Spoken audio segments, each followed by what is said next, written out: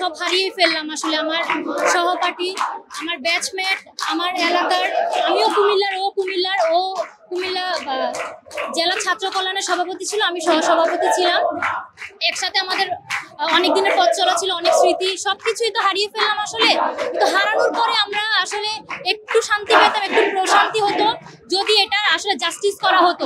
আমাদের এখনো মনে হচ্ছে যে এখানে প্রশাসনের তালবাহানা হচ্ছে, উপযুক্ত আমরা যেটা আমরা চাচ্ছি ফাঁসি, সেটা হচ্ছে না। যারা আসামি তারা কিন্তু স্বীকার করেছে অলরেডি যে ওরা পরিকল্পিতভাবে এই হত্যাটা করেছে। তারপরেও কিন্তু প্রশাসন আমাদেরকে স্পেসিফিক কোনো কিছুই জানাতে পারেনি, ওদের কি হচ্ছে বা ওদেরকে কিভাবে শাস্তি প্রদান করা হচ্ছে এই সম্পর্কে আমাদেরকে কোনোই বিবৃতি দেওয়া হয়নি এখনো পর্যন্ত। এই জন্য আমরা মানববন্ধন করে যাচ্ছি। জোবায়েদের পরিবার আসলে মা বাবাই বুঝতে পারে তার সন্তান হারানো ব্যথা কিরকম হতে পারে। ওরা আসলে এক প্রকার ওই যে বেশি সুখে পাথর হয়ে গেছে, একদম কাতর হতে হতে পাথর হয়ে গেছে। ওদের তো আমাদের যে মানববন্ধন, আমরা যে আসছি ওদের হয়েই, যে এটাকে জাস্টিস করা হোক, ফাঁসি কার্যকর করা হোক। ব্যক্তি জীবনে যদি বলি, জোবায়েরের কথা, অমায়িক একজন মানুষ ছিল। কারণ ওর সাথে আমারই বোধহয় বেশি সখ্যতা ছিল, কারণ যেহেতু ও সভাপতি ছিল জেলা ছাত্র কল্যাণের, তো সেক্ষেত্রে আমি সহসভাপতি ছিলাম।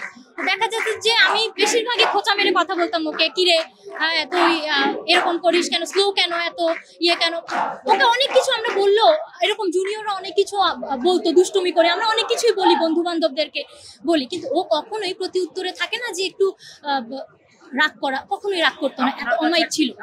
আসলে দেখেন এখানে যেভাবে আসলে বিভিন্ন, আমি গ্রুপে অনেকগুলোই দেখেছি, আসলে বিভিন্ন উল্টাপাল্টা কথা ছড়ানো হচ্ছে, সোশ্যাল বুলিং করা হচ্ছে। আসলে এটা আজকে নতুন কিছু না, কিন্তু আমরা দেখা যায় যে অপরাধীকে এভাবেই হাইড করে ফেলি। আমরা আসলে পাবলিক সিম্পেথিটা বেশি দেখি, কিন্তু আসল ঘটনাটা, পেছনের ঘটনাটা কি, এই জিনিসটাকে কিন্তু আমরা হাইলাইট পরে কম হয়ে যায়। যেমন আমরা জানি আসলে জোবায়ের কেমন ব্যক্তি, জোবায়েরটা কেমন ছিল, এটা আমরা যারা কাছ থেকে মিশেছি আমরা জানি। তো সেক্ষেত্রে জোবায়ের কখনো কারোর সাথে ক্ল্যাশ হতে পারে, এটা আমরা এখনো কল্পনা করতে পারি না যে তার কারোর সাথে কোনো রকমের ক্ল্যাশ হতে পারে বা সে খুনের শিকার হতে পারে, এটা আমাদের কাছে এখনো অবিশ্বাসকর মনে হচ্ছে।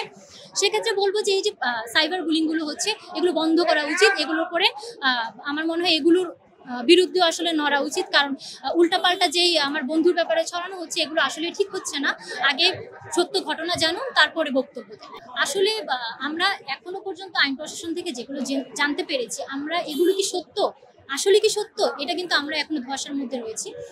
আসলে কি এগুলো সত্য কিনা, কারণ আমাদের ওরা যে বললো ত্রিভুজ প্রেমের গল্প, আমার কথা হচ্ছে ত্রিভুজ প্রেমটা আসলে কি? ত্রিভুজ প্রেম তখনই হয় যখন তিনজন, মানে এ একজনকে ভালোবাসে, মেয়ে ওকে ভালোবাসে, সে তাকে ভালোবাসে, এরকম ত্রিভুজ প্রেমটা আসলে এরকম হয়।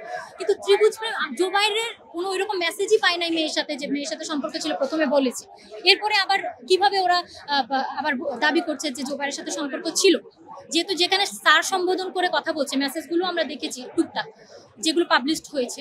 সেক্ষেত্রে একটা আমরা জোবায়েরের সাথে তার সম্পর্ক ছিল, এই জিনিসটা আমরা আসলে এখনো ধোঁয়াশার মধ্যে রয়েছি। আমরা চাই, যেহেতু ওরা স্বীকার করেছে, এখনো পর্যন্ত কিন্তু আসামিরা স্বীকার করেছে পূর্ব পরিকল্পিত খুন সেটা। তারপরও প্রশাসন কেন তাদের টনক নড়ছে না, কেন তারা কোনো উদ্যোগ নিচ্ছে না, আমাদেরকে কোনো কিছু বলছে না, এটা আসলে আমরা ওদের উপরে প্রচন্ড ক্ষিপ্ত। আমরা আইন প্রশাসনের প্রতি শ্রদ্ধা রেখে কিন্তু এত দূর 2 দিন থেকে এই জিনিসটা করাচ্ছি, কিন্তু তারা আমাকে আমাদের যে প্রাপ্যটুকুন, আমরা যে শাস্তিটা চাচ্ছি, মৃত্যুদণ্ড, সেটি দেওয়া হচ্ছে না।